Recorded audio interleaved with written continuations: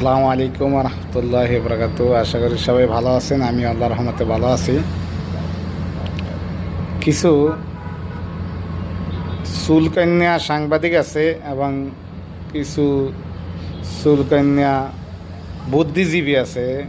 তাদের একটা জিনিস নিয়েই চুলকায় সারাদিন, যে তাদের পেটের ভাত হজম হয় না যতক্ষণে ইসলাম বিরোধী, আলেম বিরোধী, জামায়াত ইসলাম বিরোধী কথা না বলতে পারে। কারণ তাদের একটা মাসিক ইনকাম আছে, যেটা এটা না বললে পাইবে না। এটা বলার কারণে মাসিক ইনকামটা তারা পায়। আমার মনে কয়, আমি মনে করি এভাবে হইতে পারে। কারণ কিছু নির্দিষ্ট সাংবাদিক বা কিছু নির্দিষ্ট বুদ্ধিজীবী এরা এগুলো করে থাকে। আপনার দেখবেন টকশোতে এরা আবার বেশি বেশি আসে, ঘন ঘনই আসে। ঠিক আছে, কারণ এদের অন্য কোনো আর কাজ আছে কিনা জান নাই আমার। তারপরে এই টক শোতে আইসা জামায়াতের বিরোধী, জামায়াতের ইতিহাস অর্থাৎ সেই ৭১-এর আগে পরে হইতে আজ পর্যন্ত ২৫ সাল পর্যন্ত কী করছে না করছে এইসব বিষয় নিয়ে শুধু একটাই খুঁজে পায় ওরা, অন্য কিছু আর পায় না।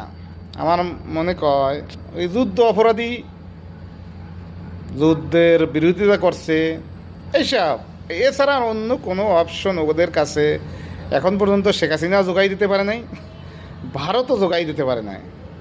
যেমন অন্য অন্য দলের আছে চাঁদাবাজি, টেন্ডারবাজি, গুম খুন, বিভিন্ন অজুহাত আছে, দর্শন, শিশু দর্শন, কিন্তু এদের বিরুদ্ধে কিছুই দিতে পারে না।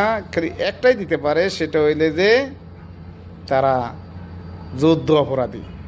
সে তার বয়স যদি ১৫ বছর হয় সেও যুদ্ধ অপরাধী, যার বয়স ৭০ হেও যুদ্ধ অপরাধী।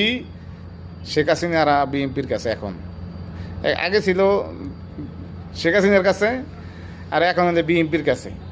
কারণ বিএনপির চাঁদাবাজি, দুর্নীতি, অন্যায়, অত্যাচার করতেছে, এর বিরোধিতা করতেছে, কথা বলতেছে। এই জন্য ওদের কলজিরা পুরে ছাই হয়ে যেতেছে। জামায়াত ইসলাম এত টাকা খরচা করে কোথায় পায়, এইটার হিসাব চায়। অথচ ওরা চাঁদাবাজি করে মানুষ মেরে নেয়, এইটার হিসাব কেউ নিতে চায় না, কেউ নিতে পারবে না। কারণ ওরা কি, ওরা সন্ত্রাস।